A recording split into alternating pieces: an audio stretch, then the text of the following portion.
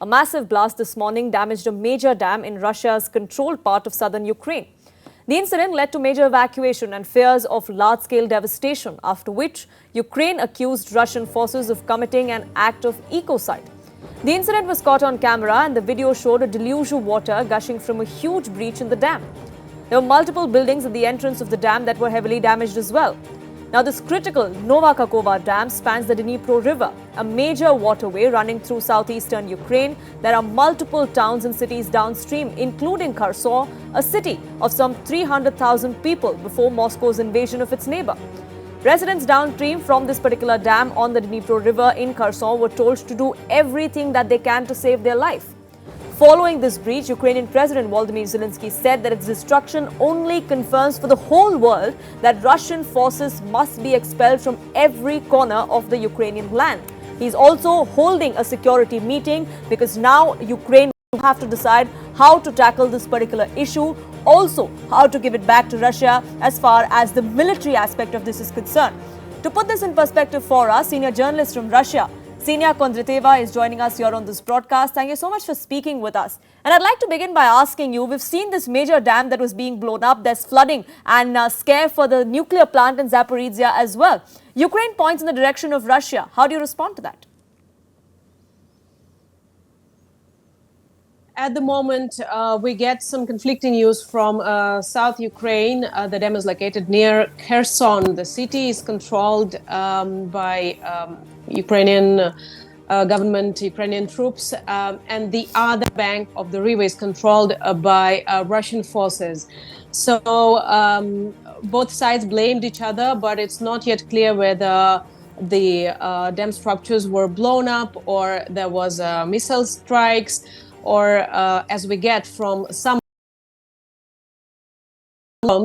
that the structures were weak because of the previous shelling. This area was shelled since October last year, when Russians retreated from Kherson to the other bank of Dnipro River, and Ukrainians took over Kherson.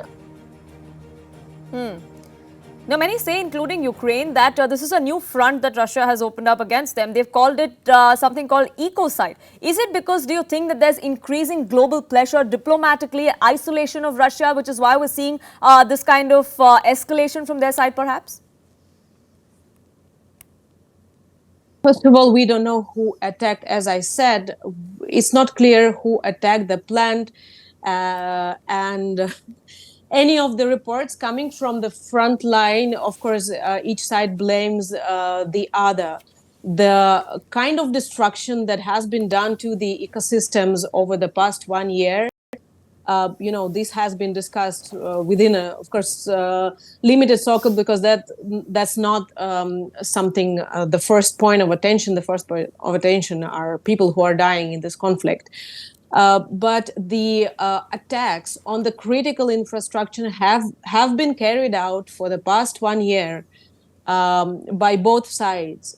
So it's really it's a peer. I would call it a peer stint at this moment to talk about this in these kind of terms.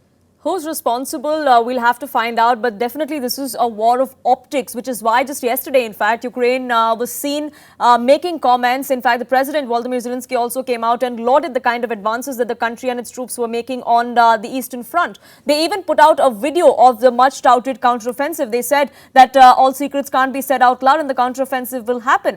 Do you think that as far as the optics war goes, this is something that could be in retaliation to thwart that narrative from So there has been, again, conflicting reports on the Ukraine's counteroffensive. If we go with the Russian statements, they mentioned the Donetsk direction, that attacks started 2 days back. So for the past 2 days, there have been significant movements on that direction of the front line. And as Russia claimed, the attacks have been suppressed, and Ukrainian troops could not fulfill, as a Russian embassy stated, their targets. But if we look at the statements by Ukrainian, authorities and the military commandment, They have stressed that some movements have been seen on the Bakhmut front line, and I think President Zelensky yesterday in his night statement said that there were good news, and he hailed the good news from while some other Kyiv authorities even said that the counteroffensive have not started yet. So again, there have been rather an information warfare used by Ukraine around or built up around its counteroffensive. I think we have to be really critical reading the statements from both sides. Sure. Ms. Kozativa, one last question before I let you go. The Russian installed mayor in this particular region, he's called this a terror attack. What, in your view, does that mean? Who or what is he hinting at? Terrorist attack is any attack on the civilian and critical infrastructure.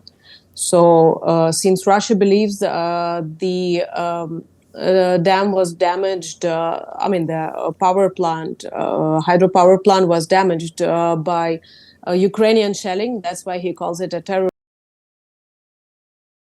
Doubts of the definition what terrorist attack is. Any attack on the critical infra, it's a huge dam. I've been there a year back when the territory was under control of Russians, and we spoke to the people who worked at the dam, and we saw the results of shelling, the missile shelling of the plant on the bridge.